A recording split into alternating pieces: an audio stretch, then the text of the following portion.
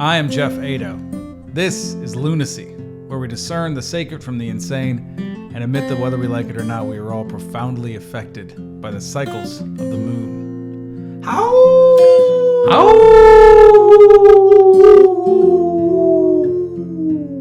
Nice. That was quality. That was a good howl. Yeah, my pleasure, man. Yeah. Great to be here. Yeah, right on. Great to have you. My guest today is Colter Merrick. He is the owner and creator of Elixart, which is an elixir bar in Nevada City. It is an amazing place that serves delicious beverages that are non-alcoholic and stimulating and invigorating in so many ways. And we're going to get into that today on Lunacy. So thanks for being here. My pleasure. Yeah, man. I would add a little caveat. We had your drinks at our wedding, which was like a huge boon for us because we didn't want to have alcohol at the wedding itself. We really wanted people to be present. And it really made such a big difference in everyone's capacity to do that. Like it really changed the vibe of the whole deal. So thanks. Yeah, it was a real honor to be there when I was first getting to know you. And it's wild how society has these norms that seem to, dictate what's needs to happen, and when you step outside of that, you have an opportunity to have a whole new type of experience. And, that discovery in itself creates such a memory, and especially being conscious and, things that stand out that are unique, but also create the social connection that's important when people are getting together for such a special event. Yeah. I don't think you know the backstory. Do you know the backstory? Not entirely. Okay. So in fairness, I was in an ayahuasca ceremony. Oh yeah, I do actually remember you telling me this. Okay. I was in an ayahuasca ceremony and, I had a voice, whatever, was like, don't have alcohol at your wedding. And I was like, what? First of all, when you get a voice in your head in an ayahuasca ceremony, it's typically, it's something special. It's a voice you should listen to. So I was like, okay. And I was like, the voice was very clear. Don't have alcohol at your wedding. And I was like, and the voice was like, do you agree? And I said, yes, I agree. And then immediately I was like, wait a minute. And I tried to renegotiate, but, and then I was like, okay, no, this isn't, it kept that sentiment, that voice, that idea kept coming back to me. Don't do it. And then after that, I had known about Elixart, and then I asked you guys to host the bar at the wedding, and that was such a beautiful thing. So yeah, that's a great story. I would say it's nice to have the voice going the other way. We talk a little bit about alcohol, and obviously we provide an alcohol alternative. Again, alcohol being such a big part of society, but a lot of times alcohol kind of puts holes in that veil. And so these spirits do influence you in that sense, and usually they're more like, hey, have another drink. Yeah. And so there's always a range of what I like to think, the closer you get to the light, the purer the experience. And so these realms that are in there that we're navigating, the spirit world, certainly have influence over us, and what we pay attention to, and how we're guided is an important part of how we make decisions in our life. Yeah, totally. Whether we're conscious of it or not. Mm-hmm. Yeah, I fully agree with that. And I personally, I agree with you. First of all, who the hell knows what's going on here? Nobody. Certainly not me. And I think anybody who says that they do is full of it. But also whether those voices, those sort of negative voices that are like have another drink or do the dumb thing with your life, are external or they're internal, it doesn't really matter to me. Although I find it very useful to externalize them. I think it's very useful to say, oh, well, if I drink a bunch, then there might be some negative energies that get up in my junk and start acting a fool, which has me do dumb things with my life in the moment. So I totally agree. I think that's I guess that's sort of a caveat for the conversation, because I feel like part of what we're going to get into is the idea that there are these energies floating around, there are spirits, and whether or not they're ideas in our own heads or whether or not they're external. To me, it's very useful to imagine that they are external and see them that way. Yeah, it's a big part of my belief too, in relation to nature, and that all living things have a spirit, and they have intelligence, and they influence life, whether you identify with that or not. I mean, on just a very basic level, you could look at society, and you could look at some of the major forces of nature, that are shaping society as we know it. Tobacco, coffee, the coca plant, the poppy plant, the list goes on and on. Tea, the second most consumed beverage in the world next to water. And each country has its own culture around it, and it's pretty neat to see how these influences shape a lot of who we are, and we got to give it more credit than we normally do. We kind of accessorize it, and the more that we have discovery and connection to it, the more we can realize the intelligence and honor that intelligence, and then be empowered by it, decide if that's how we want to be influenced or not. Yeah, that's great.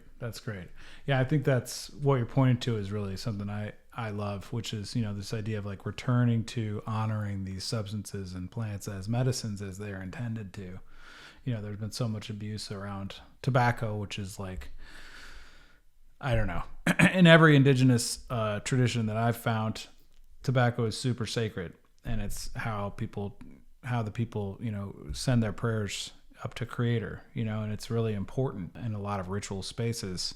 And yet that's something that we abuse so much in our culture. I was, as a former cigarette smoker, that was, that's part of the deal, that alcohol, marijuana, we do all these things to just kind of like, we abuse them instead of like really asking the plants, really looking at, well, what is it that is the gift that you have to give, and how do I incorporate that into my life in a way that's going to be empowering to me? Those aren't the questions that we're asking. But I think now we're sort of turning into seeing that as those kind of questions and that kind of inquiry as appropriate, which I feel like is a large part of why you exist. Not you personally, but why Elixart got created. It's like kind of a re-honoring of these plants and these medicines. Yeah, it's good to actually look at it through this lens, because I've given it a lot of thought, and a lot of it, what you're talking about there, I see as like influence and the type of influence that we're under.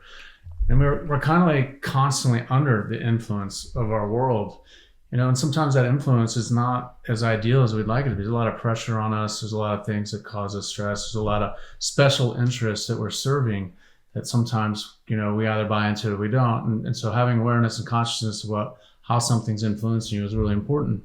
A lot of times some of these substances, some of these things give us an opportunity to escape some of that influence.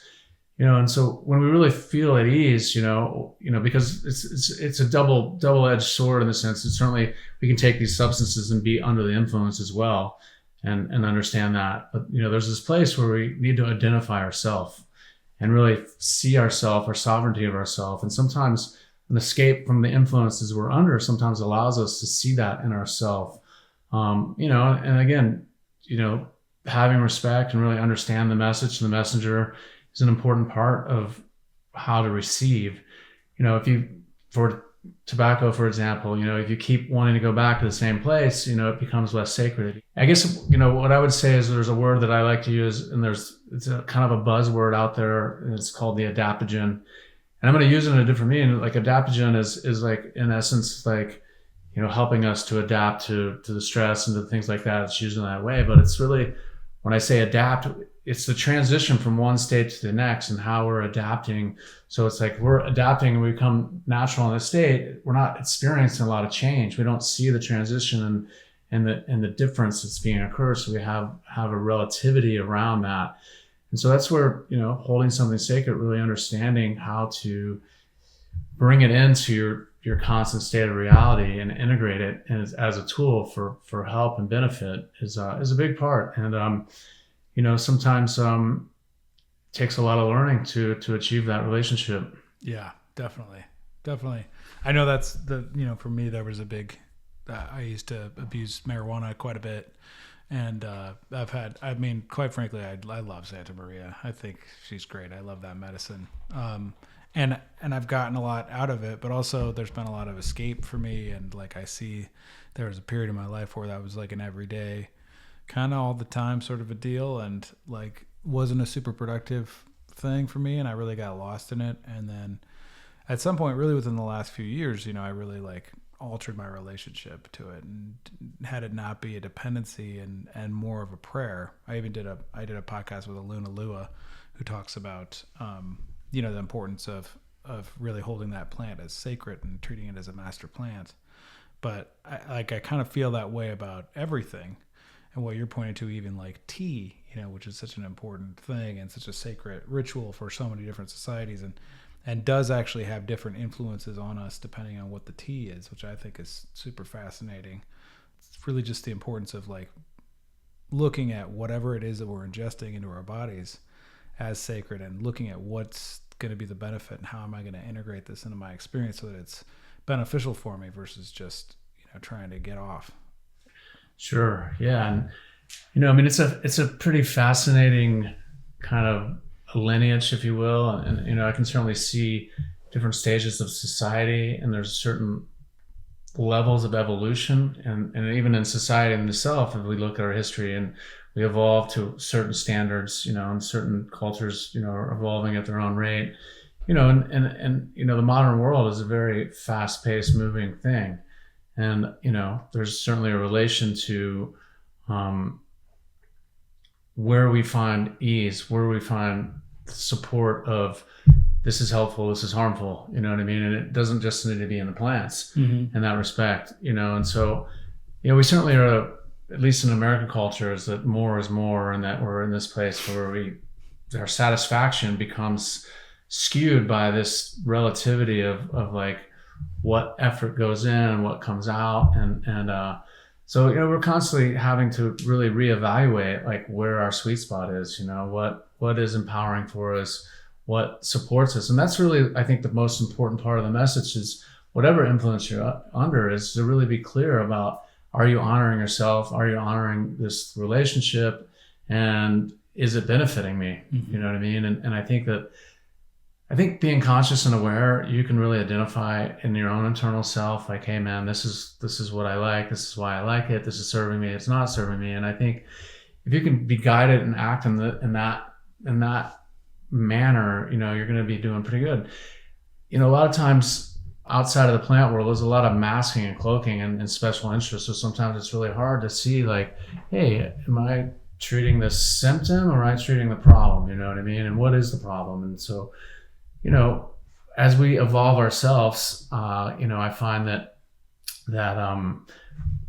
overcoming the obstacles is really where the growth is what the kind of meaning of life is. But there's also a place for me in my spiritual path that I work for ascension, and kind of reach this higher state and connect with this higher self and really understand that ascending through some of these challenges to identify what the finish line is or where this place without limitation is and who I am without limitation is a very inspiring thing. And I really see it as like the purpose, and again, you can't think of something you don't know, but when you experience something, when you get to have these experiences, your permanently position is altered. And sometimes, in the spirit world, there's an element of faith that has to come, but there's also an experiential part. And experiential part is the same part that gives us the empowerment. So it's like you can come to my bar and you can say, hey, what is this? Oh, I have never heard of that before. Oh, well, it's kava, or it's kratom, or it's, kana, or, there's a handful of options that are going to affect you in a certain way. And so if you have that experience and you're like, wow, that's amazing. I really like that. I like this way that's affected me, and so through that experience, instead of like, and just kind of explain like a phenomena with marijuana where, for very long, it was so demonized and so many people formed an opinion about it that it's never even experienced it, and it was just fascinating to see the sphere of influence and the ideologies formed around something and the way that the powers to be, created this narrative. And it was just fascinating for me to see how fastly it transcended and transformed. And, seeing 70-year-olds taking a couple of hits of weed and just being, oh my God, this is the most amazing thing. And my dad included, and people, years earlier just thought that I was the center of the earth. And not the center of the earth, a center of the earth, just to clarify there. They thought that marijuana was the center of the earth? No. In other words, like that I was a sinner on the earth. Oh, a sinner. I'm sinner, sorry. you know what I mean? Center. Yeah, I was trying to clarify that. Yeah. That, just the way that they demonized it and, just had all this like preconceived ideas about something they had no experience with, and just seeing how, again, influence and culture and how ideas are really like can be such a limiting factor. And so I just found it, really neat that path of empowerment through experience is such an important part of how we create our sovereignty and form our own ideas, and in that there's risk, there's fear, there's all those things. And so there's a lot to break through, and that's where a lot of the liberation comes from, and where we gain our strength from. And so I just think that it's really important to have opportunities to bring other people different influences so they can make decisions for themselves and that they can broaden their world and broaden their horizons. And that's the really cool part about Elixart. There's a discovery. People walk through that door and they're like, wow, I've never seen anything like this, And winning someone's trust and being open is a huge part of any business, or any relationship. And so that first step of creating a captivating space where you're open and you're ready to receive, and then being able to try some of these things for the first time, it really shapes and changes hearts and minds about things. And underneath it, there's a lot of layers to all these things. Underneath it, there's a relationship with nature, and there's identities within nature that have intelligence that are these plants. And then there's also the relation of each other and the connection that we have each other, and how we can strengthen that and really understand the magic that's there. So, the setting, so to speak, when people talk about having these experiences is a big part of like what an experience is. So, like I can describe being in an experiential place, there's sharing, other influences or other plants that have intelligence. And when I talk about intelligence, there's a lot of intelligence. There's the intuitiveness of being connected to spirit, but there's also the relation of the structures of these plants and how they have the ability to affect your physiology and change your neurotransmitters. And there's got to be something to that. I don't try to get real technical on all that, just to understand that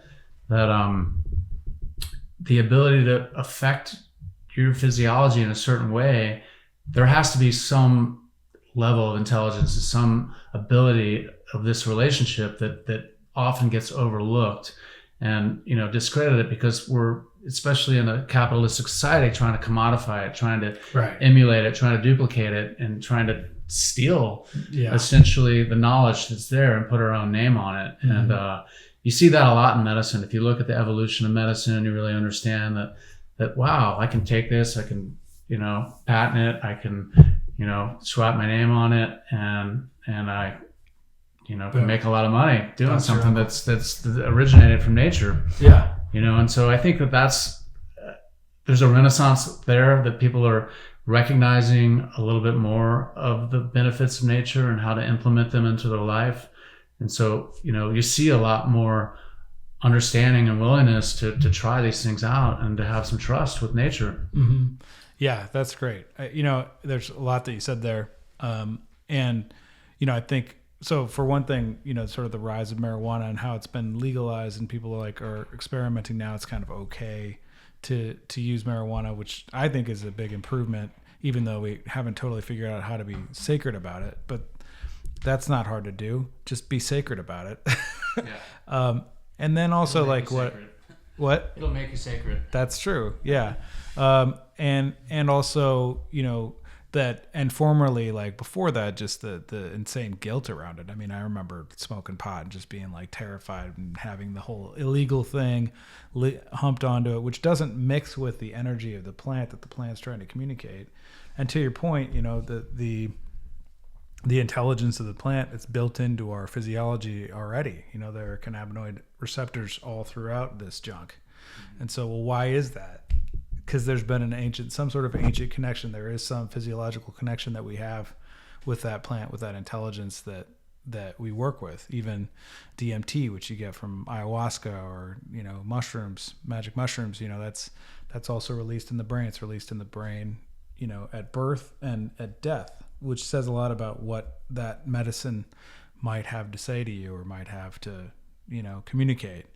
Opioid receptors are also all throughout the body. So I think the pervading thing that's so fascinating about what you're saying is like the importance of our recognizing that intelligence, our treating it as sacred, and our utilizing it as a gateway, for us to achieve more freedom and more objectivity and more ascension, as you say, which really, like, to me, I think, I feel like people use the word ascension, and sometimes I'm just like, what? Not you using it, but occasionally I'm like, I think it's funny, but I like, what I think you mean is, ascending beyond, our own like suffering, and seeing beyond, seeing the full picture, like being part of the full matrix of nature as it's happening, and like really opening ourselves up to that reality, our full interconnectedness, which I think is awesome. I'd love to get into a little bit of the history of Elixart and why it is that, your journey, your story, how did you, somebody fucking bonked you on the head? Did you get hit over the head with like a shovel or something like that? And you were like, you know what, I'm going to start an Elixir bar. That's what I'm doing in Nevada City. Like, what's the origin? Yeah. Yes. So yeah, you said a couple of things that are really interesting, and I want to touch on it a little bit, but just to speak to your question there, essentially it was a relationship with nature. It was really about understanding the treasures of nature and trying to find clairvoyance. You brought up the word ascension, and I want to use this word because there's a lot of association to different words and how people identify and associate with them. But I want to use the word just to get high. You know what I mean? Because really, obviously, there's this negative connotation to it, but it really, I want to break people out of that, because like you said, there's this guilt of like, oh, feeling high. Right. Like what's the idea of medicine, in the sense that if you're, solving a problem, what's the problem you're solving? Does it have to be an ailment, or can it actually be an improvement? It's like any improvement, is actually a shift for the better. So if this medicine is making an improvement and not fixing a problem, can we still identify it as a medicine or as a quest to be like, hey, I'm reaching my higher state? So, your highness is another thing, and royalty that people identify, and then just trying to paint this word in a much better light, and getting high doesn't have to mean that I'm doing drugs and getting high. It means like, hey, I'm inspired. Yeah. Hey, I'm creative. I'm motivated. I'm happy. Mm-hmm. That's getting high to me, and it can come through, like, for me, it was like getting high was about skiing. It was about my adrenal glands and, the ability to test my ability and my capacity and how much I trusted myself, skiing down the mountain, launching cliffs, and just getting high on it. Like, wow, I feel amazing. I'm capable of so much, man. And I'm walking on water, and and I'd like in this state where it's like, I can like ski in powder, like literally stop breathing, and like I'm floating, and it's just like time can slow down. And so, just really identifying like how we detach around the influences that are holding us back, the worries, the problems, the fears, and so it started there for me. And obviously being in the mountains is a super majestic place. It's a creation of nature that is just awe-inspiring. There's fresh air, there's fresh water, it's just like the place of sanctuary. And in my mind, in my experience, I have a bond with the mountains. And with that, me too. Yeah. Mm-hmm. With that is nature. And so it's like I started exploring and experimenting with different plants. I started with entheogens, things like that. And, getting really high and connecting to the spirit world. And basically when I say ascend, I'm having spiritual experience, transcending physical plane, and actually having, going in other dimensions and other worlds that were fascinating. And as I discovered myself and my identity in the spirit world, it was one of the greatest treasures I know, because, we could talk for hours about really what's possible there, and really understanding yourself in terms of taking the limitations around like, hey, I'm a dragon in this world, and this is what a dragon is, and this is why, this anger is stored in this way and expressed in this way, and this is how power plays a role. And and you can put an unlimited amount of time on a set of ideas. You can go into a blank space of spirit and have the smallest amount of influence and see what would happen in 1,000 years with that influence, and how things evolve in that sense. So it's timeless and it's vast, and obviously it's very personal as well, and so how we download and bring those experiences into the world has a lot to do with our inspiration, has a lot to do with our creativity and really who we are, and discovering that is more than a lifelong journey. It's an infinite story that is, if you're open and you can believe and you get to experience, then it's just so limitless. And I think that had a little bit to do with the creation of Elixart and the name, and starting understanding visionary art. We were at the very beginning selling and purveying a lot of visionary art, and it really fit into the theme of like this. Yeah, very similar to this, and all the well-known artists, and to back up a little bit to just about trying out all these plants and just basically being a psychonaut. Thank you. That's the word I was looking for. So you're talking about entheogenic plants, like entheogenic plants, and but not just that. Right. Okay. Not just that. I mean, ginseng.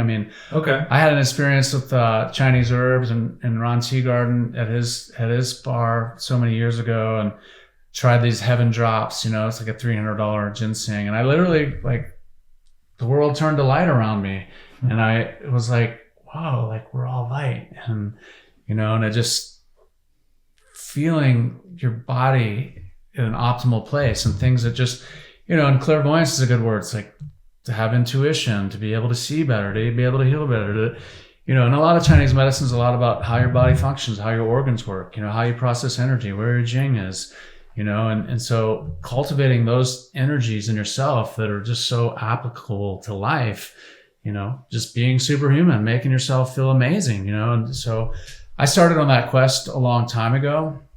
My journey as an entrepreneur was a bit different, and to be honest with you, the cannabis world was a big part of my life, and the blessing and the gratitude and love of what I've got to receive from that gift. I can't speak enough to the gratitude and the love of a positive influence that was in my life. Being an entrepreneur, kind of came natural for me because I didn't really want to have to answer or be told what to do from other people. And I considered myself a freedom fighter and a hedonist. And so, I just was always seeking out a way to celebrate life and get high. And, I got involved with the Grateful Dead. I was out touring with the Dead, and you talk about a journey of spirituality and, just flying up and going right to God's house and dancing and music. And, there's something there that is so real about all our differences. Every culture shares dance and music in some form or another. And it's a way they can connect, no matter how different their beliefs are about God, about any of these things. The story of dance and music is so real for everybody. And it's some of the keys, I think, to like our connection and how we can really elevate ourselves. So all these things are just, the important things in my life. And being an entrepreneur, Elixart kind of came about in a unique kind of way. Because when I moved into Nevada City, I was an entrepreneur. I had a partnership with a large format landscape photography, a friend of mine from Telluride, where I lived. And we opened a gallery in Jackson Hole together. And this is, if you're familiar with Peter Lick, he's like one of the most successful photographers in the world. Mm-hmm. He does large format, acrylic mount landscape photography. And these things sell for, thousands to hundreds of thousands of dollars, limited edition. And so a similar model where larger than life pictures, big framing, sell for $5,000, $10,000. In a place like Jackson Hole, which is like one of the highest per capita zip codes in the country. You know? But Similar, there's also like similar to Aspen. 30 different art galleries there. Uh-huh. Anyway, long story short, we didn't succeed there, but part of my investment was to purchase all these pieces for displays and things like that. And just that cost alone was a lot. But what did come of that is my friend got picked up, got a corporate sponsor, got funded to go and put these galleries in other places. I inherited all this work. But before that happened, you know, I moved to Nevada City. I was like, hey, I got all this artwork. What am I going to do? It's like, oh, this space is available. And I opened up this John Richter photography gallery. And just to kind of learn the town, it was right on Broad Street. And so I put up all these photos and sat at my desk there and had a kind of a place to observe town. And, you know, maybe 2 or 3% of the people that walked through the door were qualified buyers. I did a lot of sitting and observing more than anything. Mm-hmm. And, you know, I just realized it wasn't my thing. You know, I was trying to help a friend out here and basically, and learn more about the art world and how to sell art and things like that. And, what I did is I put a 5-person tea bar in there. I was really into tea and, you know, still on this journey of plants and relation and started doing a tea tasting, you know, by donation. And we had like 30 different teas and we could really drop in about the whole tea world and all the nuances and all the terroirs and all the things about that and the industry itself and where it is in America. But I also started doing a kava cacao night. So basically every Friday night we do a kava cacao, and I had a friend that had this little ninja blender and he had this cacao mix, and I started serving kava and it was a hit. It was like, wow, man, people were coming together and gathering in this space, and man, I really enjoy this. And, you know, it started kind of carrying on and started getting a little bit of a following. And then my landlord came to me, you know, was like, hey, you know, you want to build out this place? You want to do this thing? Cause I talked about expanding, and, you know, at that point we were doing it by donation. We didn't have a certified kitchen. We didn't have any of the health requirements. So I was like, yeah, let's do this. And so we, in the New York hotel, took down a wall, expanded the space. I built a really high-end bar, designed all this menu, and started bringing these things in. You know, we opened up. You know, the next thing you know, there's 100 people on the sidewalk waiting to get in. You know, and there's this huge scene going on. And you know, we merged all these things together. You know, we merged the art, we merged the visionary art, we merged the elixir bar, started being able to showcase my craft as an elixir maker and to turn other people on for the discovery of these plants, and created an alcohol alternative. I guess the one thing that I should probably add in there, and my journey to here, was being a ski bum for, I don't know, 15 plus years. And I know I mentioned that a little bit, but, you know, living in a ski town where everyone's on vacation, they're celebrating. So going to the bar, and, you know, I'm a bit older than maybe I look, but going to the bar was the thing. You know, the internet and connecting to the internet wasn't really happening. So, you know, I spent a lot of time at the bar, you know, and I would be so stoked with all my friends skiing on the mountain. We'd come down and, you know, everyone was on vacation and girls, the whole thing. And I just really enjoyed going to the bar and socializing, connecting with people, you know, and you know, it wasn't a real sustainable thing for me, you know? Yeah. Being a ski bum and kind of like seeing, you know, what opportunities were in this small town, in these small towns as a ski bum, you know, and being in the service industry. Before I moved to Nevada City, before I moved to San Francisco, I designed this thing called Holy Wine, and it was basically an infused wine with all these different herbs, and started making barrels of wine. You know, I went to the wine entrepreneurship in Sonoma State program. Basically learned I didn't want to be in the wine business, you know, but as that time, I was just kind of learning about like plants, and that I just didn't really want to have alcohol in my life in the way that I did at those times. Yeah. And so, you know, it was a definitely a lifetime affair with alcohol that I think a lot of people start very early with.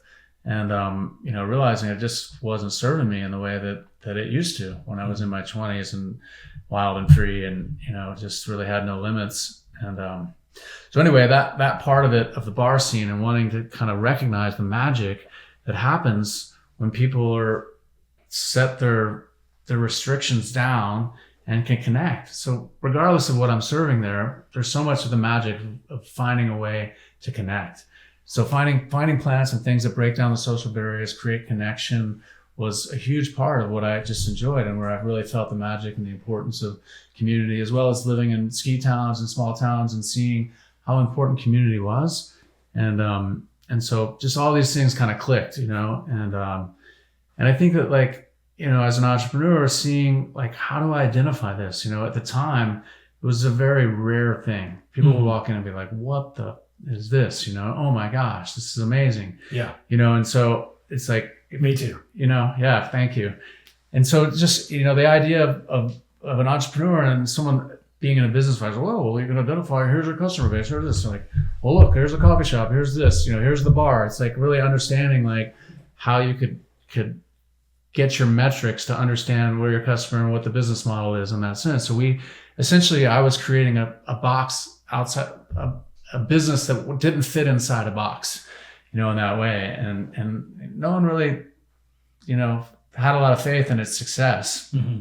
But I tell you, man, especially in this community, it was just fascinating to see how much people were craving that social connection without the alcohol. Yeah. And man, it really took off, and it really. Well, and you also probably you partnered with some people that were helpful to you in like getting logistics together and that kind of thing too, I would imagine, right? As far as the business itself is concerned, right?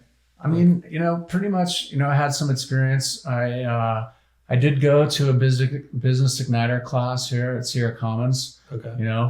When I presented my idea to them, they're like, what's this guy going to do? Good luck, buddy. And we become friends, and Robert has been really awesome. And, again, in a small town, there's so many connections and so much support and, things you need to learn, but there's a huge learning curve with it. But no, predominantly, I pretty much invented the whole thing, and again, there's other models out there. The Kava bar definitely is out there, and, it's obviously gaining a lot of popularity. I mean, there was maybe a handful of them back then. There's over 400 of them now, and they're popping up all the time. Yeah. Which is great to see. I mean, it's kind of back then, we were kind of pioneering it, and, we've always wanted to not just be a Kava bar, and there's reasons for that in the sense, because we really want to focus on health and wellness. We really want to focus on a little bit more of the spirituality. Not that Kava is not a very spiritual plant, and its traditions and histories go very deep in the ways of the island culture. And if you can imagine what it's like to live on an island, that, you sit with everyone's problems, and so you need a way to solve these problems. You need a way to greet people and connect and really just have some connection to spirit, so it was a very spiritual plant for those cultures. But the other part of that, and I know that you're a very connected spiritual person, and I am too, and I back in the day, I was very connected and very just, I don't want to say out there, because I was exactly where I wanted to be, but relatable is maybe, one thing that I really wanted to work on, to package something up in a way that is ingestible, without the dogmas, without the identities, and, people to try to enter into much of a mainstream culture as possible, to share these ideas and beliefs that I think is lacking in our culture and society, which is, a connection to spirit, a connection to nature, and the importance of community. Mm-hmm. Yeah. I mean, and I think that's definitely evident once you walk into Elixart. When my wife and I, when we first checked it out, we had no idea what it was. We just kind of walked in there and we were like, this place is cool. And then we ordered a drink, we looked at the menu, and we were like, oh, this is great. But what's become clear for me, and I think to most people who go there, is exactly what you say. There's such a sense of community and connection there, but without alcohol. But see, people are still, imbibing something that's going to loosen them up. Like, for instance, we're drinking, this is Kava right now. We're drinking Vacation Jun that you guys made. And it has an effect. Like, I feel lighter in my heart, a little easier. I don't feel like drunk, but I feel like, things have just sort of mellowed a little bit. Kana is another one that, for me, just makes me feel great. It just opens my heart, and I'm just happy. That's awesome. I love that stuff. But one of the things I think, I guess we have somewhat similar journeys. I've never been an actual ski bum. I'm more like a wannabe ski bum, snowboarder. I love snowboarding, and we should definitely go if you're still skiing. Are you still skiing? Oh, big time. Now it's about my kids, but Okay. Well, we can break off. Get some powder through the trees. But for sure, like a lot of my, when I look at like my college days, and even after that, I was always going to bars for the experience of getting to know people. When I was in college, it was about, I was with my brothers, my fraternity brothers, and different people that I wanted to associate with and meet. But it also, like, the effects of alcohol for me were, also not good in terms of like my level of confidence the next day. Just alcohol, especially when you drink too much and don't treat it super respectfully, it just, for me, it wasn't helpful. And I was also like bringing in energies that weren't working for me as well. So it was giving me this like hugely negative effect in my day to day. So I would go to the party, and then the next day I wouldn't want to do the things that I knew that I needed to do because I wasn't motivated to do them because I was hungover, or I was infected by whatever spirits or energies get into you when you drink too much. But what I find about Elixart that I think is so novel and amazing is, exactly what you're saying. People, you can go there, you can drink tea, you can drink Jun, you can drink Kana. You have like a whole slew of different beverages that have different effects and different flavors, profiles, and that are delicious. And everybody's just hanging out, and it's the same kind of experience of community, but without a lot of the nonsense, because the bar scene, alcohol in general, unfortunately, I wish it wasn't like that. I wish you could just drink as many drinks as you wanted and it was fine and nothing weird would happen and you wouldn't make dumb decisions and people wouldn't act like fools, but that's just not the nature of that, that particular beverage. So I really appreciate that about Elixart. And actually, I this kind of, this brings up for me, I just kind of wonder a little bit about like, because I have been to other kava bars. There's one in St. Petersburg that we went to, Florida. There's another one in Austin. They're nothing like the one in St. Petersburg. Like feels kind of like a bar, but what they're serving is just very limited menu stuff. But there's nothing. I've never seen anything like Elixart anywhere else, and I just wonder. Is this something that you are thinking about as like a, franchisable kind of a thing, or like you would create more locations? Because I think it'd be really cool if there was an Elixart, in every city around the U.S., that people could just go and gather at. Now, I don't know if there's the demand for a not drinking alternative as there is here, but like, I'm sure there's got to be a crowd of people in most places in this day and age that are looking at alcohol more speculatively and looking for an alternative. Yeah, for sure. That's a great question. I think that there's a bunch to look at here. I'm certainly not in a place of judgment and about anything, like I'm just preaching like, hey, find your sweet spot, you know how to get there. That's great. Obviously there's a lot of problems that have been associated with alcohol. And I think that there's a real identity around understanding like just the lunacy around the bad lunacy, not the good lunacy. This is the good lunacy. That's the bad lunacy. All right. Let's just be fucking clear about it. Yeah.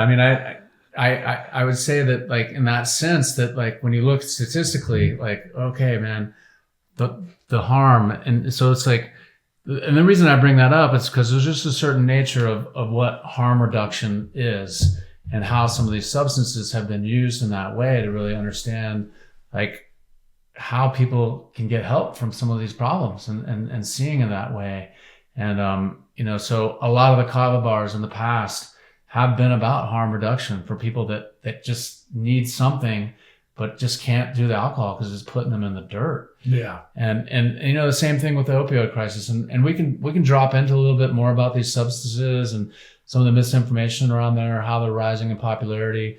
But, in terms of Elixart, and my journey and what I really feel that is the most helpful parts of what I've gathered from all these influences and how I want to share them and how the world, honestly, there was a time, and it's not as much lately, but it's still quite frequently that we get approached all the time. It's like, hey, we want to Elixart in the city. Hey, do you franchise? Can we do this? And what are you doing? Get on it. I know. Tell me. Come on. Yeah. I can get. It's come on, Lunacy. Let's get some investors out here for Elixart takeover. So what happens when people approach you? So I mean, we certainly entertain. We certainly ask them like, what kind of money you got, and you're ready to work with in that sense. And I think looking at this 13-year span of being involved and pioneering this, and now seeing the popularity of it. And we did have a location in San Francisco. We had a really neat partnership down there. And we do pop-ups and do a lot of events, and done some really spectacular events. Yeah, you do a lot of festivals and such. Festivals and things like that. Basically, coming back from an entrepreneurial language and bandwidth, is a relationship of what is my skill set? What is it that I really am passionate about? Not just what's going to make me the most money, although, obviously having the money and being sustainable and being able to grow and spread the gospel is something I'm very much moved by and very much want to do. Have some really great partners that I'm working with now. We're still entertaining the conversation. When we dissect it a little bit, we dissect the model, and we really understand what gets the most bang with the least amount of effort, and the brick and mortar can be quite, require a lot of effort with not as much reward in that sense. And there's models that work, and I have the utmost success in it now more than ever. I mean, this last 5 months, we've had record-breaking months every month. But our highest month yet was July on record. So there's no doubt that there's now a trend for this. And, we've got wholesale accounts that we're providing for that have built their business around Elixart. For me, having the ability to be like, hey, I want to do this right. I want to find the right partners. Don't want to have to do this like bootstrap approach. And, just to be honest with you, like the 13 years and where we've grown it to, we've had to wear a lot of hats. The scalability, living in a small town, no matter how successful we are, we're only in a town of 40,000 or 50,000 people, whatever it is. 20,000. 30,000. I think it's 20,000. 20,000. So, if you wanted to break out the data and be like, whoa, man, this is a phenomenal business. And, and then you can kind of look at some of the things that have happened in Florida where it's very big there. The Kava Bar and the Kratom model is very big there. They're getting more luxurious and scaling. There's franchises built in. It's moving into Arizona. And again, these two plants, primarily Kava and Kratom, are at the forefront of what people are experiencing and discovering. And there's a lot to that. But again, trying to mimic a bar experience or do harm reduction or just create an altered space is a lot of how far they take it. But don't get me wrong, there's a lot of innovation. There's a lot of really epic bars that are coming out there. There's a lot of interest in the functional beverage world. I mean, there's a lot of investment money coming. I mean, the thing is that, there's two elements. There's this element of like, hey, I don't want to drink alcohol anymore.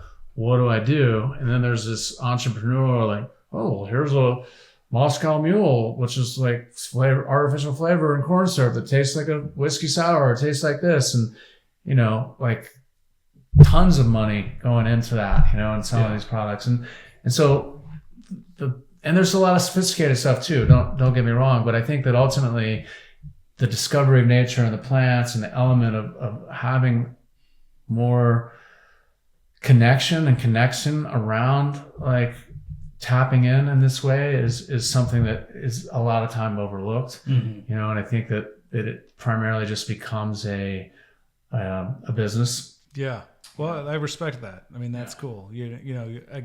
What I get is that, like, first of all, it's a pain in the ass to franchise it properly and have people respect it the same way, and also that it's very challenging to cultivate the community that you have here, and then also just kind of keep it rolling in terms of like making sure that the intentional space is held together properly.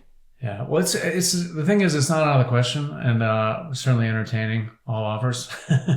But seriously, good. I did just have 3 kids, so that's another part of my life that's going on. That as much as I'm committed to this project and to what it is, my family is very important to me, and takes a lot of my time and attention. But again, finding the right partner is really what it's about. I think we have enough notoriety out there to really, if there's a will, there's a way. Mm-hmm. And what we've done instead is we've shifted into more of a CBG style business. We've got a couple other products out there.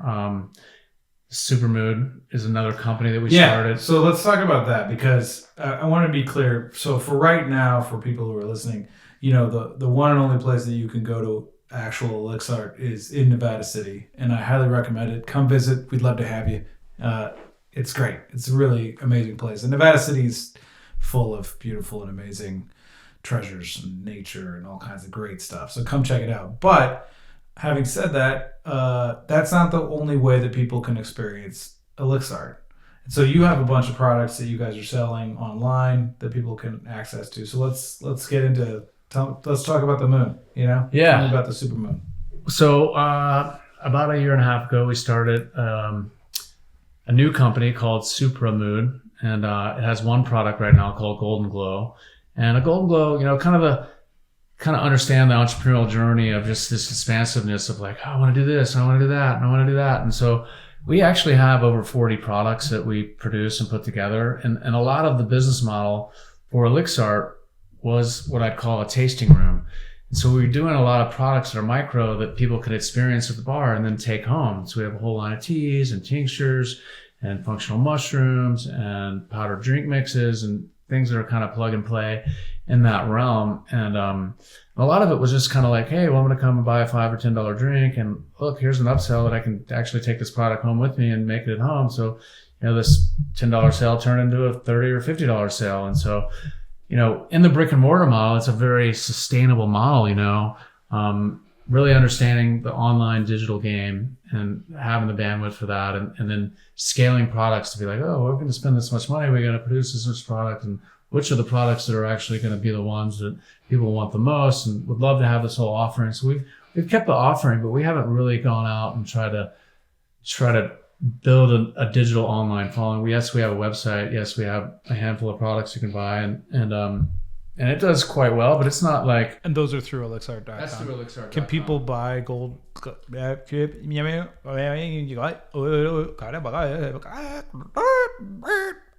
That's the effect of kava, everybody. Okay? Just kidding. Yeah, blame it on the kava. Can people buy Glow with the Flow on the Elixart site? So currently, right now, Golden Glow is not sold on the Elixart site. It's sold on the Supramood site. So supramoon.com. Supermoon, S-U-P-R-A, moon, M-O-O-N. That's right. .com. That's right. So yes. And there's a few reasons for that. But it's like, for example, the other product that has a cult following that we're drinking here today is the Vacation John. Yes. And which is delicious. Yeah. What I'd like to say is the best tasting kava drink on the planet.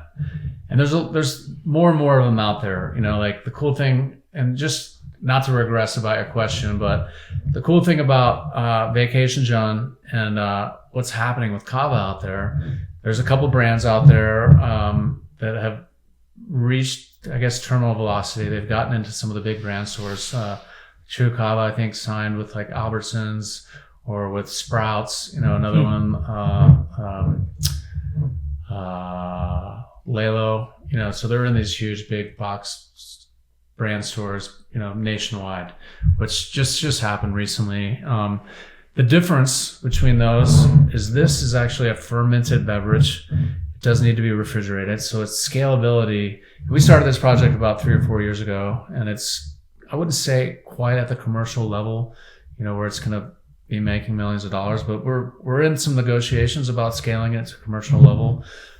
We have a huge cult following around here. We distribute it ourselves. It's in all the grocery stores. But that being said, at the end of the day, you've got to bottle it, you've got to brew it, you've got to put it in the box, you've got to distribute it, it's got to stay refrigerated, and it's a premium product. So when you stack it next to a $3 drink, it just, you can't sell it for that much money. You know what I mean? It's a very specialty item. But again, it's become hugely popular with where we've been able to distribute it to. That being said, we want something that's scalable quicker. So we invented we wanted to put all our energy into one product that represented Elixart as best as it could.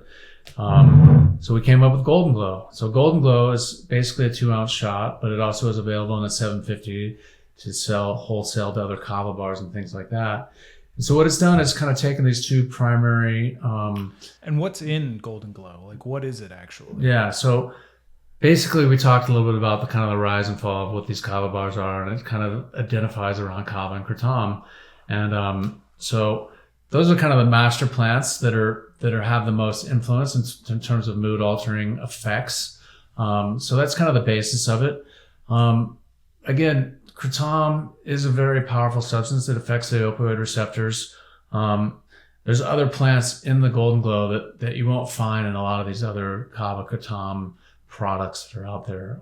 Turmeric, ginger, mucuna, coconut cream, passion fruit. And so this is really a formulation about the synergy of what these plants do and how they all work together to create a unique effect. Turmeric itself is a legacy plant. Like if you look at India and you can just look statistically of the health benefits that it's brought to billions of people, and just tackling some of the most minor things or major things that affect people's health, which is inflammation. Yeah. It's the biggest thing. The biggest killer is inflammation. So turmeric, and has a couple of reasons in there. Again, creating body comfort. And again, the FDA or anything not allowed to call this a medicine. So I'm not going to call it a medicine in the sense. I'm going to say that that's good. Yeah. God forbid that the FDA recognized that it was really good at reducing inflammation, which kills a lot of people. Yeah. You're right. We should call it a spice, which is what it is. Okay, good. So anyway, turmeric is in. Again, we only have an hour and a half. We could talk about each one of these categories in depth, but to really understand some of the limitations around getting these plants to the people and really understanding how they identify, how special interests are, skewing us away from things and the freedom of our choices and, buy from us, not them, but all that aside, turmeric is in there for creating body comfort to reduce inflammation. It also has a really unique effect on kratom itself. And I think a lot of people out there will identify Kratom as kratom. I call it kratom because it's the correct pronunciation is a Thai word. Okay. Just so you know, we're talking about the same thing.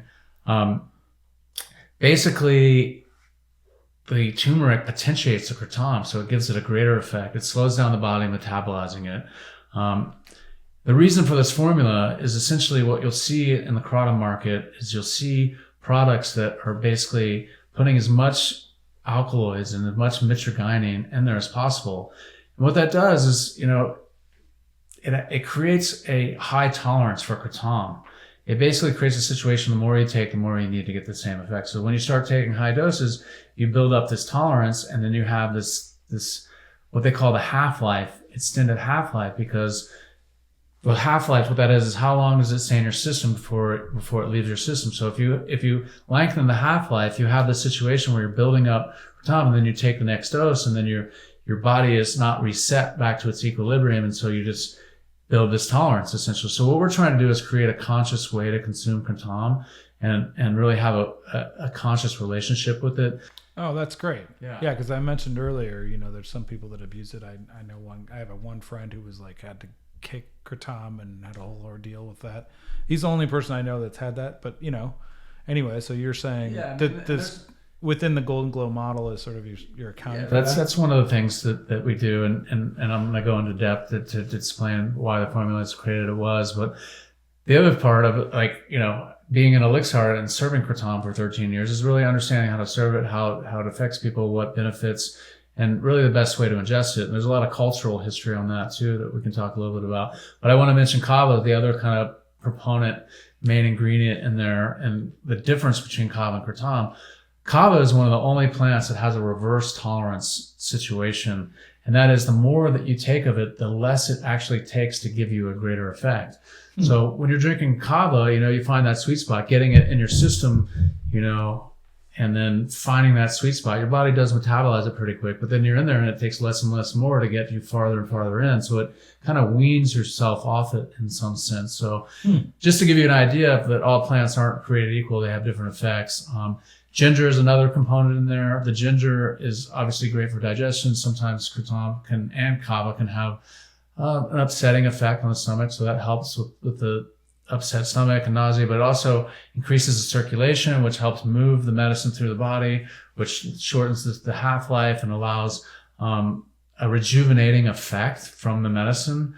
Obviously, there's some very powerful constituents in there, and they can stay in your system. You can feel hungover from them, and so we want you to feel rejuvenated the next day. We want you to feel enlivened. We want to create body comfort. We want to create energy and relaxation at the same time, kind of a yin-yang effect. The other part of the base is this coconut cream. Coconut cream has a lot of fatty substances in it. The medicine infuses in that, creates a liposomal effect. So the delivery of the medicine is much more fast acting. It's carried into the system. It also potentiates it. The third kind of primary ingredient in there is a plant called mucuna, the L-dopamine. What mucuna does, it works as an aphrodisiac, and I find both these plants to be quite aphrodisiac in their effect, sensuality, arousal, those things that I think are a huge part of enjoying life. Agreed. Yeah. And the mucuna, and a lot of these act to the dopamine system. So the L-dopamine, what it does to how the body receives dopamine is it enhances it. So it's basically enhancing all your pleasure center. So the dopamine that the body is being triggered to produce is then received in a greater way. So you get a greater effect, more pleasure, more body comfort with less medicine. And so it's a very conscious way. And so the idea of trying to bring kava and kratom out of this alternative kind of perspective and it being demonized and, having, and it's come about in a long ways. And what we talked about earlier is about it primarily being used for harm reduction. Kratom does affect the opioid receptor, so a lot of people have used it in the past to have a safer alternative to opioids. We'll perhaps save that conversation for another time to really talk about the safety and what's happening with the perspective of kratom and some of the misinformation that's out there and some of just the lack of information through the research that's been done in that sense. But when you do hear about the harmful things about kratom, predominantly what you're hearing about is, and when I talk about death, people that are abusing other things and looking for a path away from that, safe haven. So usually what you'll find is a lot of very harmful pharmaceutical drugs and other drugs in their system and opioids, along with kratom. Right. Because they're basically trying to seek some kind of help, and they, use this as a harm reduction.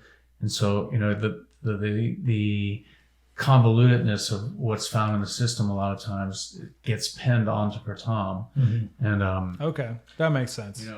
In fact, the one guy that I know that had trouble getting off of it was somebody that had a lot of substance abuse problems prior to that, and so then he kind of just replaced those substances with kratom, and we're off to the races. But also, he didn't. He just. I don't know. He had to do like a kind of a detox from it, I think, because he was ingesting so much of it. But anyway, I get what you're saying. So that's a lot of it. And whereas my wife and I drink it pretty much every day, and we don't have any problem. It's not like a thing. I'm not craving it, or I don't count on it when it's not there. I don't worry about it. So yeah, no, it's a beautiful plant, and like I said, the reasons and motivations that you're taking for it, and I don't want to put the spotlight just on kratom in terms of what this overall message is, but I do want to say that, finding your sweet spot and recognizing things that are benefiting you and why, is a big part of how the importance of making these relationships are, as well as just the overall aspect of finding proper types of influence. Mm-hmm. You know, people that are trying to escape one type of influence, and it doesn't just need to be substance of alcohol or things like that. It predominantly is because it's so prevalent. Right. But it also can be people, you know, and being around a positive influence of people that are connected to nature, and you know, just lifestyle choices that are really a big part of like being in a good environment, and you know, and caring about each other, really, you know what I mean? And I think that there's just so much to personality and you know, addiction and personality in relation to like being able to find things that best serve them, you know what I mean, in that way. So, you know, again, having a holistic approach, having a mindfulness of health and wellness, you know, is a big part of the messaging and of what the formulation's about. And so, you know, there's a lot of education that goes along with any of that. You know, there's a lot of education to understand even introducing something like turmeric to somebody. You know, you can see trends in the marketplace. You can say, hey, look, you know, look at how trendy turmeric is, you know, and like someone will go in and spend $5 for a turmeric shot or a ginger shot and things like that. And so they're making conscious choices in that sense, you know. And so, you know, there's a whole nother segment of the culture that's like, oh, you got Coca-Cola in there, you got Diet Coke, you got, you know, like, you know, oh, like even our food chain and all these things. So it's just, there needs to be a community and a movement and a message around, and there is, right. And not to be on that bandwagon, because it's just, it's a crucial part of individual choice, but it's also that we need more positive influences in the world in that way. It's an important thing to recognize. I mean, it's an important thing to talk about. The agribusiness cartel, you know, which runs the world's food system and utilizes things like, you know, corn syrup and all this kind of stuff that we know for a fact is absolutely terrible for people, and yet we sell it ad nauseum. I mean, one of the most startling things about, I went to Malawi, Africa on a documentary project, forthcoming, a couple of times. And one of the most startling things was, you know, there's all these people, you see them suffering from kwashiorkor and like starving. But one thing is they're really happy, first of all, which is mind boggling and beautiful. But then also there's Coca-Cola, or there's sodas. In every village you can buy a soda, even though people are starving, they don't have enough maize to eat, you know? So, and I also think, and also the tobacco companies took over the snack companies in the 60s and made snacks like super addictive. So yeah, there's, I think people are waking up to that. We're waking up to the fact that, you know, there are very valid reasons why the United States is so incredibly obese, and other countries around the world are so obese, and people are dying, you know, getting diabetes and all these different heart diseases, et cetera. It comes from the foods that we're eating, because it's all been commodified and we've lost track of the essence and source of the food itself. And so what you're saying is actually really important. What you're saying is that, you know, what Elixart is providing, even with Golden Glow and so many of your other offerings, is like reconnecting to the essence of these plants, really respecting them, and also like giving people an opportunity to kind of craft the way that they eat food and ingest things in the world. And I think it's great that you're a part of that movement. That's why you're on the show. Yeah, well, thanks. I appreciate that. I didn't mean to digress there so much, because digress away. Let's talk about the revolution. Yeah, well, that's it. That's really what it is in some level. And so you're just kind of understanding where you're at within that cycle of where you're gaining consciousness and awareness and capacity or capabilities to access some of these things, or to learn about some of these things, or you're on the cutting edge and the front edge of like trying to provide these things and trying to change laws and trying to bring awareness. You know, it's definitely, you know, when I use the word freedom fighter, there's an element that's there that you have to have a will to want to invoke the change, not just for yourself, for other people. And it's an intent to want to do well and to want to raise the consciousness and to create a better, healthier, awesome place. You know, for me, on the front end of celebrating life and being like energetically, like creating joy and happiness and connection are just as much medicines as all the other parts, that the pieces that fit towards that. And so, you know, I do have to catch myself a little bit, and I have to look at like kind of the first part of our talk and be like, well, this Ascension of getting high, I'm transcending all these problems, but oh, look, I come back and they're still there. And how do you address that in that sense? And so that's the real, you know, I think you did address that in a very positive way. And I think like there's a line that each of us travels in terms of like what is getting us high and allowing us to see things from a larger perspective, and what is us getting high and just us trying to escape problems that are just going to get worse. Which, frankly, like, I mean, for me anyway, is that alcohol, that's a big trap of alcohol. You know, you go in feeling kind of sad, and then you have a drink, and the first drink, you might feel great for a few minutes, and then you have another drink, and it just gets worse and worse until you're a sobbing puddle in this, you know, in the corner or whatever. You're getting fights. I mean, you know, yeah. Well, that like there's a lot of that. Well, that's the thing, you know. I mean, that's just to talk a little bit about more, and I'll come back to the question about supermood, because I want to talk about what supermood means, and this is a little bit about that. And that, like, in the relationship with alcohol, is that we all want to be on the other side. The spirits want to be over here, and we want to be over there. And so when we're ascending this place, you know, the more that we get, it's like there's this veil that keeps it sacred. And what we can bring back as we go travel and farther in there becomes the challenge of how these worlds are separated. And so drinking, the more that you get drunk, you know, the more that you're accessing that higher state, but the more that you're also getting inebriated, and the ability to cognitively recall and bring back and hold what you're experiencing or the influence you're there. And so it's, you know, it's a mechanism in that sense that protects those states. I mean, obviously there's other substances that will blast you through those realms. And when I talk about spirituality, I talk about different doctrines, and they're all kind of built in to understanding what this ascension is, what this supra state is, this ka being. Like the Egyptians basically call what we're talking about the Dawat, the Valley of the Dead. And the journey is to access your light being, your ka being, your higher self. And you have to travel through the Dawat to get there. And so all these layers that you have to experience along the way to ascend, and you can blast through that. But just what I'm getting at is understanding that the amount of energy and thought to decipher this and to bring this so people can understand these higher states of being.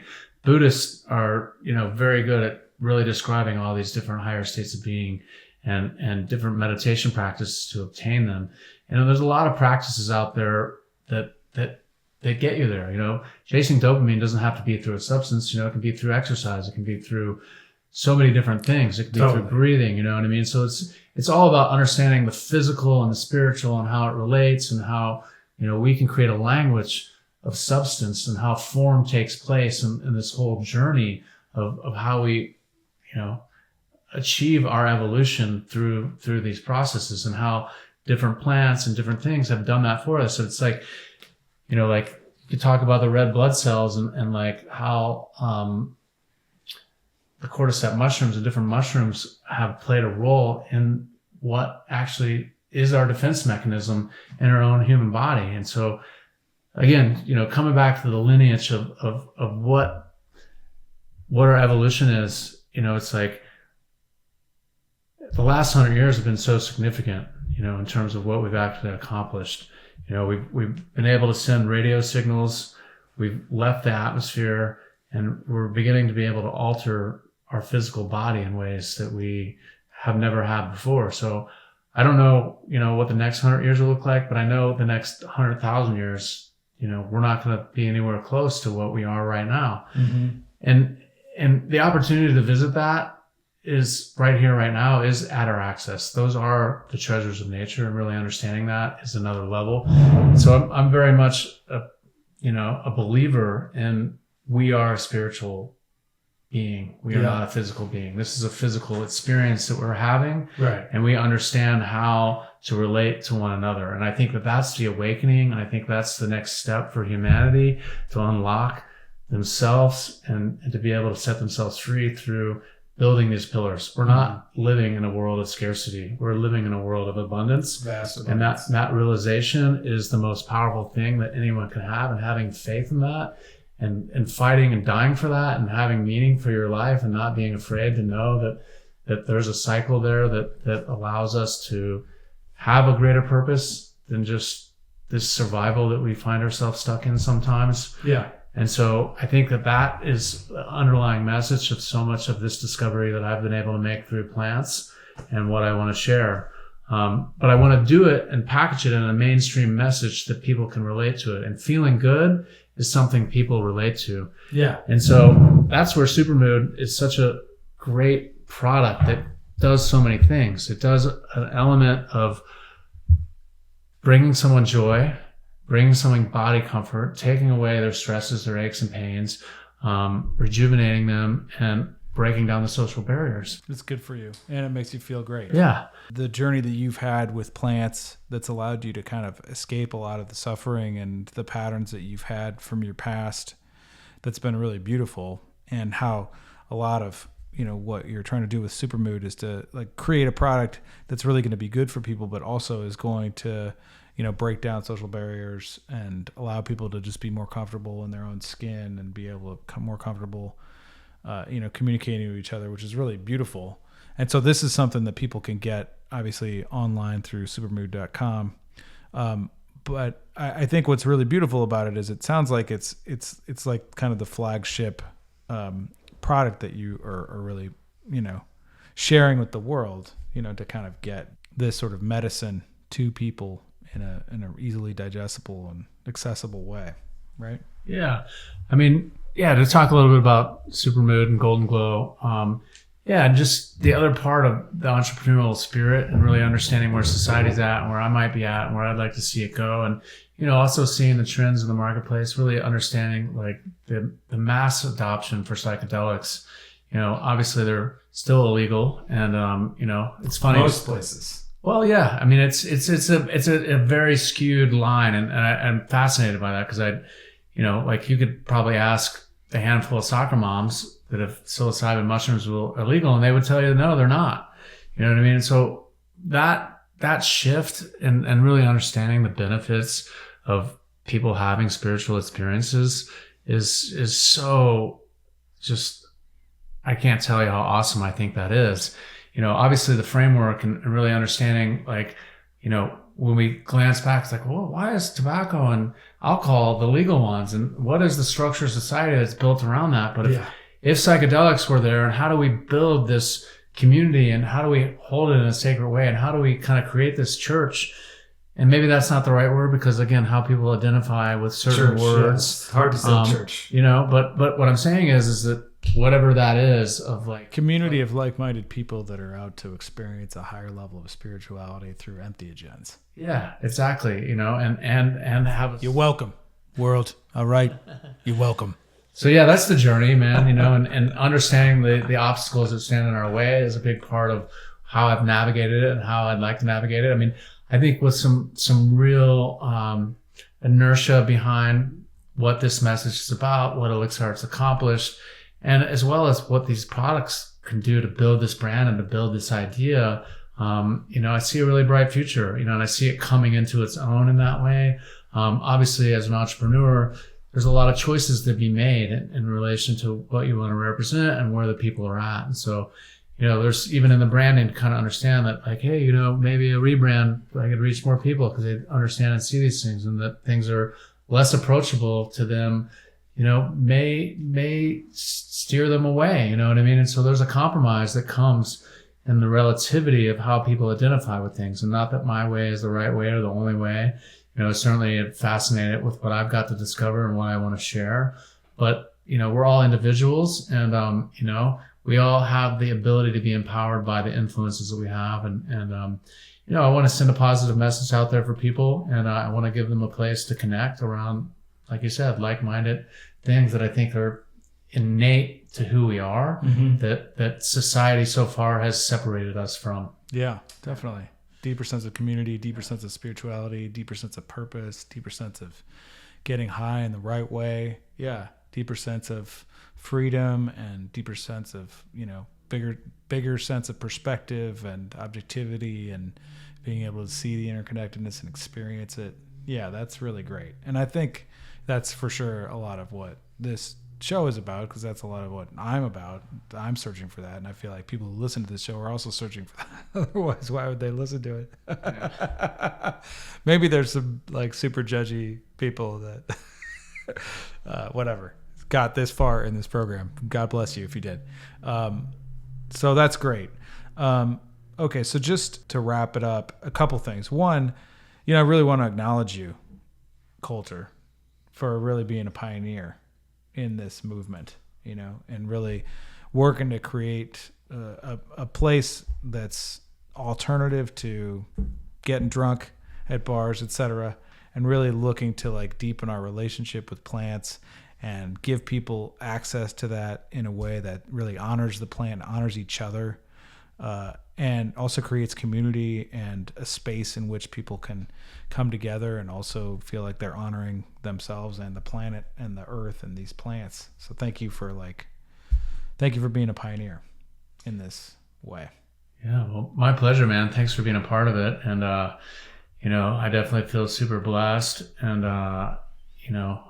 fortunate for the life I've got to live. And I really look forward to being able to share it more. Certainly I would love to see an Elixart in every major city and, love to see the product line and the recognition around what that movement is. And really build a team that, can create the gospel out there. And there's a lot more to it, there's a lot more that I'd like to do that I haven't been able to do yet. And I'm looking forward to those opportunities. But I'm also in love with this town. I'm in love with the people, and pretty satisfied with what I got going on here. Me too. So thanks for being here. Yeah. Then the thing I ask all of my guests, in a few words, for you, Colter, what is sacred and what is insane? What is sacred and what is insane? What is sacred is what you make sacred. And how you hold it sacred. To me, like, love is the most sacred thing. And, love is what I believe in more than anything. And the power of love to really realize it, beyond life, beyond anything, is something that we are at the stage to really prove the power of love and how it will conquer all. And, there's going to be a lot between here and there, but I've seen the finish line and I know how beautiful it is, and there's nothing in the world like it. And I can't wait to meet everyone there. Nice. And what about what's insane? What's insane? Oh, God. I think we're all a little insane sometimes. You know what I mean? I think that